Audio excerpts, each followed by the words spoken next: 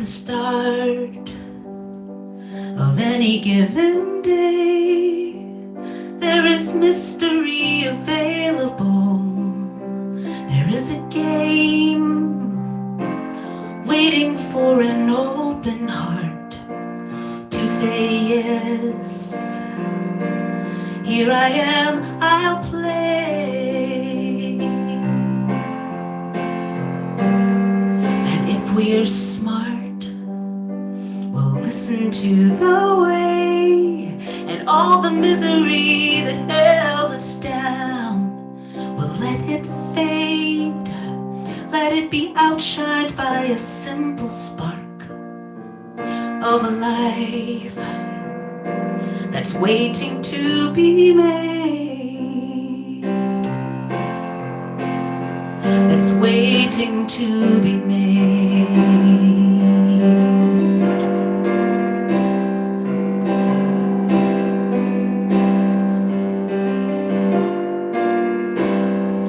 What will you make of this day? What will you keep and what will you change? What will you see? What will you believe? What will you make of your dreams? Will you keep sleeping or will you awaken and decide what you will make?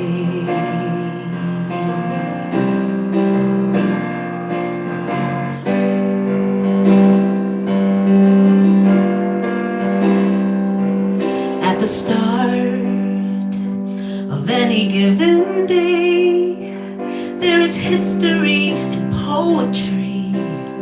There is a play, but you're not in the audience. You are the star. So get out there and say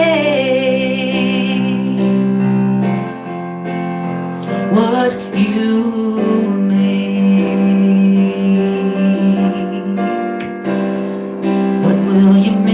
of this day. What will you keep? What will you change? What will you see? What will you believe? What will you make of your dreams? Will you keep sleeping or will you awaken and decide just what you will make of this day? What will you keep? What will you change or what will you see?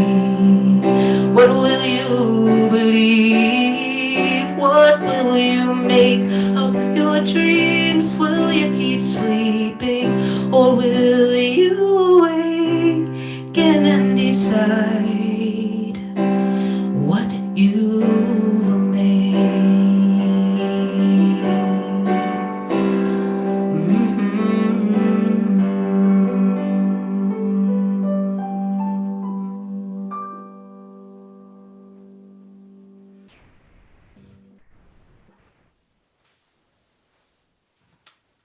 So what will we make of this day? Well, we will make this time together as beautiful and joyful as it can be. I want to thank Anna and I want to thank Reverend Stephen for the invitation to be with you today in this way, in this strange and interesting and unprecedented way that we've been gathering in the last year. I want to start by asking, well, I don't even have to ask you a question, but I wonder if the last time you looked in the mirror, if you saw your real self, did you see the same person you saw yesterday and the day before that and, the day before that? Or did you see the spark that you are? Did you see the seed that you are? Initially, I was thinking in terms of that spark, and one of my favorite songs is Woodstock by Joni Mitchell, in which she sings, "We are stardust. We are golden. We are billion-year-old carbon." And that's nothing to poo-poo when you look in the mirror. If you look and you're able to see that billion-year-old carbon, then you realize there's something pretty special going on there. But let's make it present. Let's make it super relevant. Do you see the seed? It's springtime, and in a lot of the places where we might find ourselves now, that means it's time for planting. That means it's gardening time. And I want to take that metaphor, that rich, juicy metaphor that maybe sometimes we feel like it's been wrung out of all of its juice, and freshen it up and bring it to this present moment. When we enter into the world, we come in as a seed, which means we are full of potential. We are nothing but potential. I talk to my kids all the time about what all they could do, and we come up with about 5 verbs that a newborn baby can act on, that they can do. But what a newborn baby is a seed. It's a potential. It's a possibility of a life. No promise, but a possibility, which is almost even more exciting, in my opinion. Every one of us comes in with sort of a set of programs. We get our genetic coding, right? So we get that, what we inherited from our parents, whether they raised us or not. We inherit our skin color, our eye color. What's another good one? The shape of our heads. We inherit certain traits that mostly cannot be altered. Sure, we can pop in contacts, and we can stay in the sun, and that will have a little bit of an impact, but generally our genetic coding is pretty permanent. Then we get the the impact of our environment, right? And I used to love debating. I won't say arguing, but discussing. Discussing is dignified. The difference between nurture and nature, and who we are, how much of an impact, how important is one or the other in our personal development. I don't remember ever having a single conversation with certain people where we came to completely the same belief, but one thing is certain: our genetics matter to an extent, and our environment, the environment in which we're raised, matters. And there's this relatively new science of epigenetics that discusses the impact that our environment has on our genetic coding. But I want to leave both of those programs on the side. We've discussed them, but now we're going to push them aside and get into the what I consider to be the juicy stuff, the stuff I've really been delving into in the last year, in the last few years. And that is the decisions. That's the stuff that isn't predetermined by our parenting or our heritage, or by the environment in which we grow up. That's the stuff that's entirely up to us. I'm going to give you a couple of examples. So I was born actually in Washington, D.C., in a hospital that no longer exists, but raised in Baltimore by two equally devout parents. My mother was a Southern Baptist, and my father is to this day a very, very staunch atheist. The big difference between them was that my father wasn't aware of ethical culture, and probably never ever would have been drawn to take us to a place where people talked actively about their atheism and what that meant for them, and that sort of thing. So my mom kind of won the day. She trained us, she taught us to be Christians, to be, I would say, card carrying, Bible thumping, actively proselytizing in the school bus Christians. That was me at 7, not making that up. And it worked for me. It felt very true. It felt completely like who I was. I can even let go of the term "it felt like." That's who I was at 7. I was that kid who believed so strongly that my fellow, the people who I was riding the bus with, that if they didn't knew this gospel, if they didn't know the gospel that I knew, that they were in for eternal damnation. So I wanted to help avoid that with them. That was me at 7. And when I reached about 19, I was invited by a friend to join a church that interpreted the Bible so literally that by their interpretation, my mother was damned. Their interpretation was so intense, and I resonated with it because I grew up with the Bible. I grew up with those scriptures. They were true to me, and this was taking them to another level. And it just so happened that mom wasn't following that structure. Well, a couple of years later, I had, you could call it a come to Jesus. I had an epiphany internally that I had a hard time reconciling the concept of a creator who would destroy you know, people on the basis of their religion.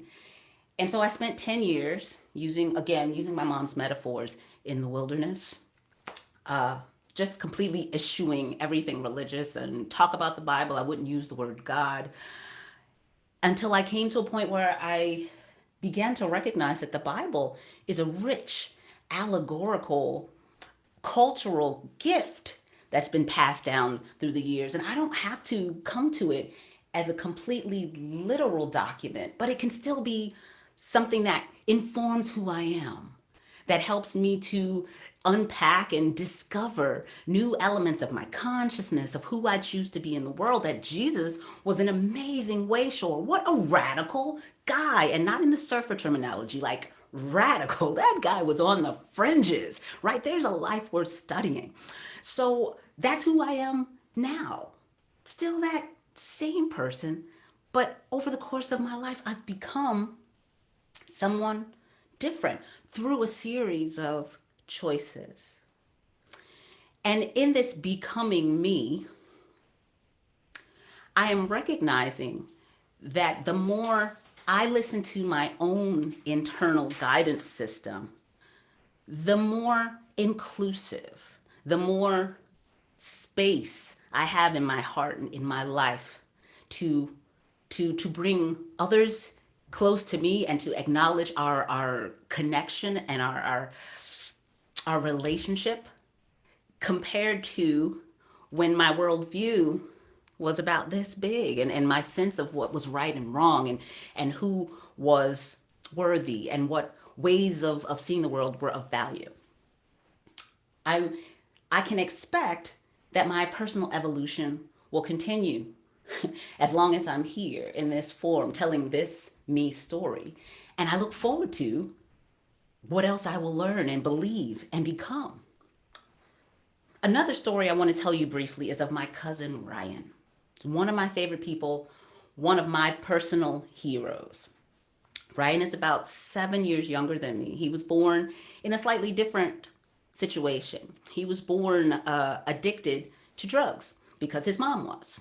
And that was his, not quite a genetic coding, but that was the condition, right? That was a condition beyond his control into which he was born. And the environment where he grew up was one in which many people were choosing to engage in gang violence. So there were a lot of role models who were making choices and showing a certain lifestyle. When Ryan turned 18, he made the decision that the conditions of his birth, the conditions of the environment in which he lived, would not continue to dictate the trajectory of his life. Now, obviously, all along his youth, he must have been looking here, looking there, taking personal notes on, okay, so what is the outcome of these choices, and what am I seeing here, and basically calculating, right? Like we all do, calculating moment by moment, deciding, okay, what looks true to me, and who will I be based on that truth. When Ryan was 18, he went into the military. That was his choice. And he is, fast forward to now, he is a wonderful, doting, loving father, a business owner, a homeowner. And he is, when I say a pillar of his community, he is a person who has shown up as a big brother, who has started numerous sports teams, offering opportunities for kids in a variety of different backgrounds to come and express themselves and be joyful together. And what I love about Ryan's story and why he's such a hero to me is that he came from this seeding situation that could have had any outcome. But as soon as he took hold of the reins of his life and he decided, I'm going to decide the direction this thing is taking, this life, this story. I'm going to become the me that I choose to be. Then choice by choice by choice, he's been able to benefit and prosper and be a model, not just to his daughter, not just in his home, but to so many people. And that to me is the magic of choosing to become our true selves, not to let the conditions around us dictate who we are, or the conditions of our birth, or the conditions in our country, or in our society, or in our world decide who we are. That is a task, it's a responsibility, and it's a joyous privilege to decide moment by moment who we want to become, to take notes on what's going on around us, but to decide for ourselves what the seed, the spark, the magical, indescribable thing of being is going to mean for us. We're only here for a limited time. We've got a limited time offer on life. So, what are we going to do with it? What are we going to become? And that answer, the answer, whatever answer you choose to that question, you're never stuck with it. You know, you might look up one day and go, whoa, wait a minute, what? That's not working for me. That is not true for me anymore. It's time for me to upgrade. It's time for me to evolve, to make a new choice on who I will be, on who and how I will become. So this song, I've said, is autobiographical. It's entirely about me without being super specific. So if you have any questions about any of the details in the song, I'm happy to divulge later, maybe when we get a chance to talk.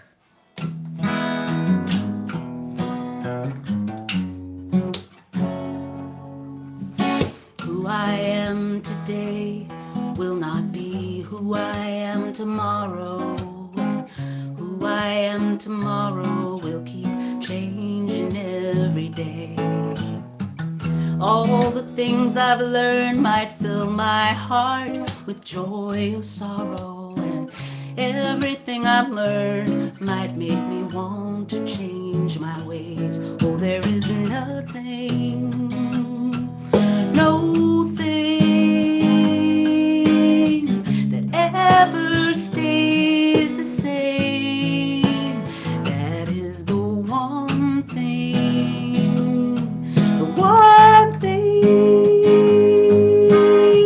that life does guarantee.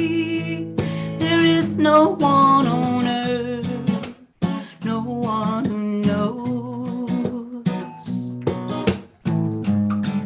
what path their life will take, and no one knows what I will see as I keep becoming me.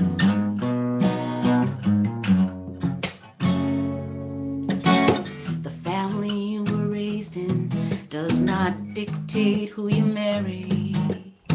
The country you were born in won't decide where you are buried, and all you once believed might leave you stranded on an island where the only way back home is to abandon it as lies.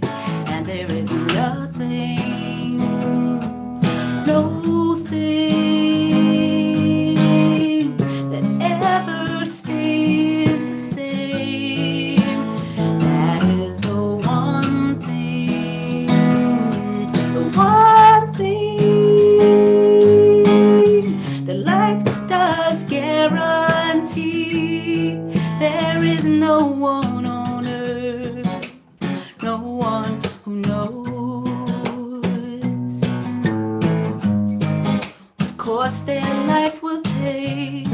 No one knows what I will see as I keep becoming me, becoming me. I must stay open to a change,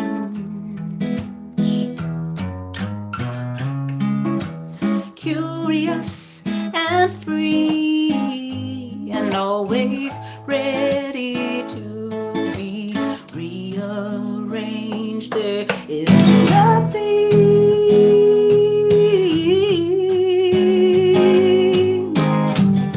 that ever stays the same. That is the one thing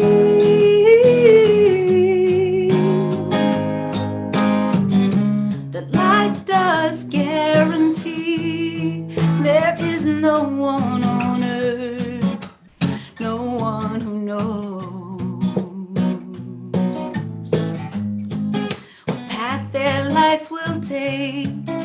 one knows what I will be as I keep becoming me, as I keep becoming me, as I keep becoming me, as I keep becoming.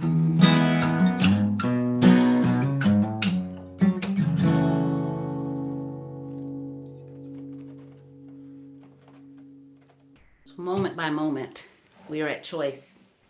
A couple of impressions that popped up for me this morning that I just wanted to bring into this conversation. My partner has set up 2 beds of tomato seeds, now seedlings. One of them is planted in tomato soil with fertilizer, some sort of special concoction, organic, but that is specifically for the growth of tomatoes. And the other is soil, sandy soil, because of where we are, that we just kind of pulled up out of my in law's yard. I bet you can guess which one is growing better. And I just thought that was just a marvelous metaphor. It's a wonderful place to kind of hang out and ruminate for a while.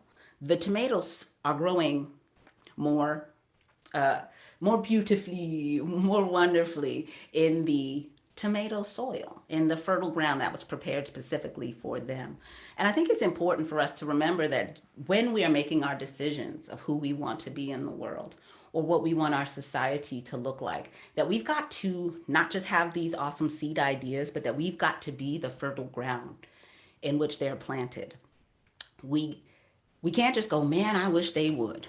Or boy, wouldn't it be nice if, a super easy one is, it would really be nice if my health were better. There's a great idea. There's a seed.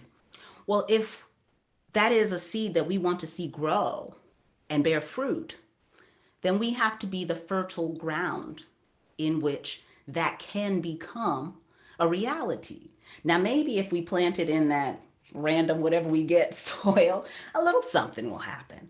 But when we become the fertile ground, we're not waiting for anything to happen out there. We take the responsibility to be that place where that seed can grow. If we say we want to see more love in the world, if we say we want to see people of different backgrounds acting as if they realize that they belong to the same family, then we have to be that. We have to show that that's possible. And I know I'm preaching to the choir here with this group, but it's such an important work. It's such vital work just to show up as who we are and what we want to see in the world. My cousin this morning on her Facebook feed put a quote that says, if you're not changing it, you're choosing it. If you're not changing it, you're choosing it. We all have ideas about what we want to see in our lives, in our homes, in our world. And it's up to us to decide whether we will be that fertile ground in which it can become a reality. Not, boy, my neighbors really oughta, or boy, my children really should, but I am going to step into that vision. I'm going to be the place where the seeds of my highest ideals can grow and prosper. And one of my highest ideals comes from a scripture that I learned when I was a little girl. In the Bible, it says, as for me and my house, you will find us serving the Lord. And once I came back around to the point where I could embrace all the many scriptures that I memorized as a girl, I realized I could kind of update the language to suit me and my current reality. As for me and my house, you will find us serving love, serving peace, serving truth, serving joy for all. No exceptions, no delay. Right now. That's the person I choose to be and the world I choose to be part of. So in my becoming more of that vision, I know that the world is becoming more of that vision. As for me and my house, you will find us serving love. As for me and my house, you will find us serving love. As for me and my house, you will find us serving love. Love for all right now. As for me and my house, you will find us serving love. As for me and my house, you will find us serving love. As for me and my house, you will find us serving love. Love for all right. Would you sing that with me? As for me and my house, you will find us serving love. As for me and my house, you will find us serving love. As for me and my house, you will find us serving love. Love for all right now. As for me and my house, you will find us serving love. As for me and my house, you will find us serving love. As for me and my house, you will find us serving love. Love for all right now. As for me and my house, you will find us serving love. As for me and my house, you will find us serving love. As for me and my house, you will find us serving love. Love for all right now. As for me, one more time, you will find us serving love. Find us serving love. My house, you will find us I will be serving love. You will find us serving love. Love for all right now. Thank you.